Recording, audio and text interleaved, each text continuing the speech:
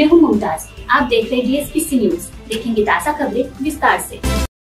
Lead करताना सांगितलं काय झालं त्याचं, नुसत्या घोषणा नुसती जाहिरातबाजी चालली आहे, काही काही नाही।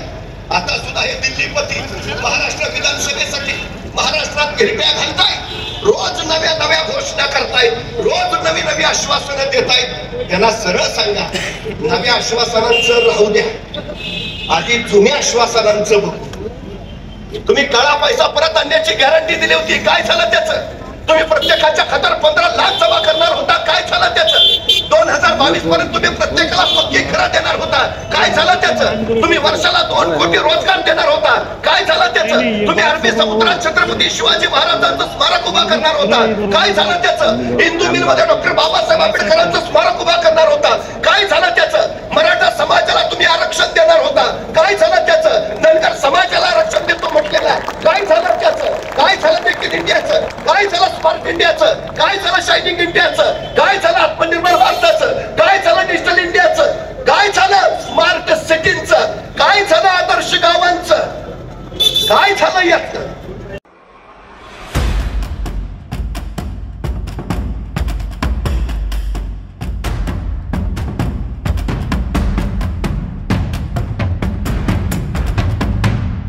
सजग राहायला हवं। परवा मी दानवे साहेब पुण्यात होतो, महात्मा फुले मंडईच्या तिथं ड्रायव्हरला म्हटलं गाडी आत लाव, मी बाहेर उभा राहिलो। तेवढ्यात माझ्या कानावर एक आवाज आला, एक गजरेवाला तिथं गजरे विकत बसला होता। गजरे विकायची त्याची पद्धत एवढी अफलातून होती की तो आल्या गेल्या महिलांकडे बघायचा आणि त्यांना म्हणायचा, ओ ताई गजरा घ्या, 1 महिना सुकणार नाही। हो ताई गजरा घ्या, 1 महिना सुकणार नाही। अहो कधी गजरा न घालणाऱ्या बायका सुद्धा वळवळून बघायच्या, असला कसला गजरा आहे, 1 महिना सुकणार नाही। अर्ध्या तासात तिची पाठी रिकामी झाली, 5-6 गजरे राहिलेले। तेवढ्यात एक मॅडम त्याच्या समोरून निघालेल्या, त्यांनी त्या मॅडमला उद्देशून म्हटलं, ओ मॅडम गजरा घ्या, 1 महिना सुकणार नाही। मॅडम तिथूनच वळाल्या आणि त्याला म्हणाल्या, हो गेल्या महिन्याचा अजून तसाच आहे।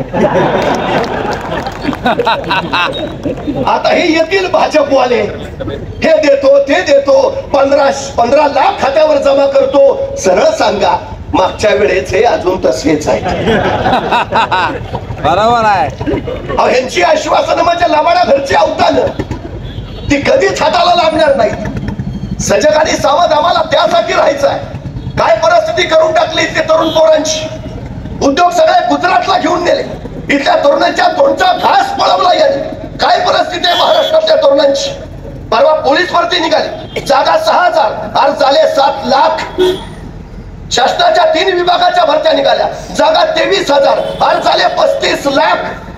अहो स्वच्छता कामगारच्या मुलाखतीला जर इंजिनियर झालेली पोरं उभा राहत असतील तर काळीच हलत हो। काय अवस्था केली आमच्या बुद्धी संपदेची, आमच्या या तरुणाईची। अशी एक स्पर्धा परीक्षा मला दाखवा गेल्या 2.5 वर्षात झाली की जिचा पेपर फुटला नाही। अशी एक भरती दाखवा मला। अहो ती भरती सुद्धा कंत्राटी पद्धतीने केली, लोकांना चढाऊ कुरण निर्माण करून दिलं। एक भरती दाखवा ज्याच्यात घोटाळा झाला नाही। तरुणांच्या आयुष्याशी खेळ खेळला 2.5 वर्षातून। काय परिस्थिती आहे?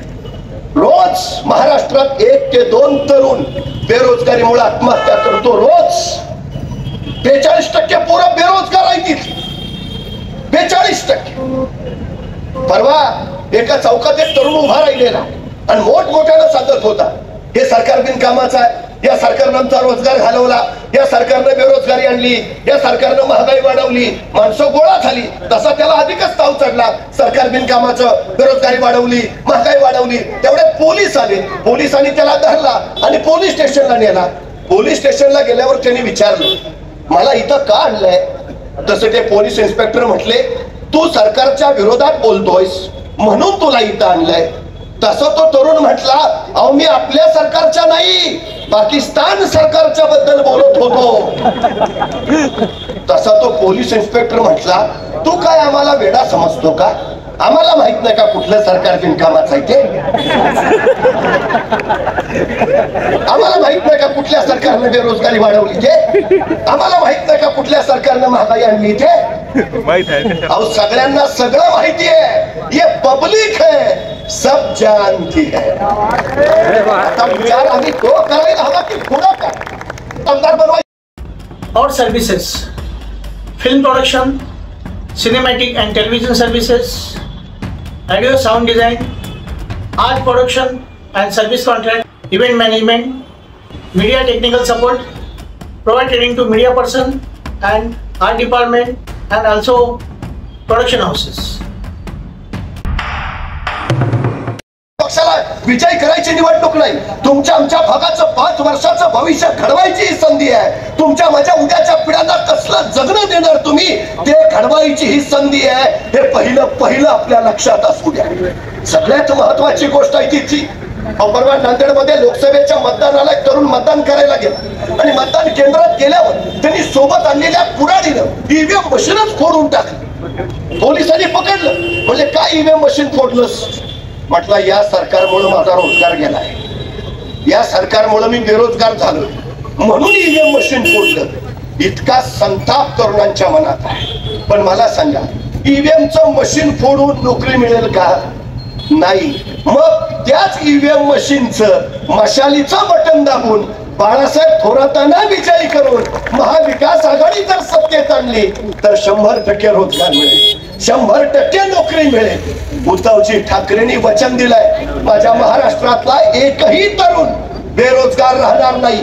जे इथून गुजरातला गेलं ना ते सगळं परत आणणारच. आणि शिवसेनेचे बोलते ते करतेच, करूनच दाखवते. हा शिवसेनेबद्दलचा सर्वसामान्यांचा विश्वास आहे.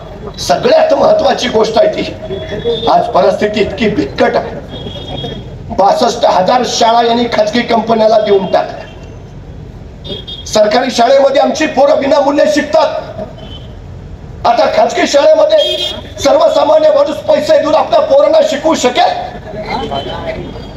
14,713 शाळांनी पटसंख्या अभावी बंद करून टाकल्या. म्हणजे पिकाला हमी भाव नाही, नोकऱ्या नाही, शिकून काहीतरी करा उतरता शिक्षणाची दारं पण बंद. पहिलीमध्ये प्रवेश घेतलेल्या मुलींची संख्या होती 1,03,00,000. पैकी 12वीत किती पोहोचल्या? फक्त 20 लाख.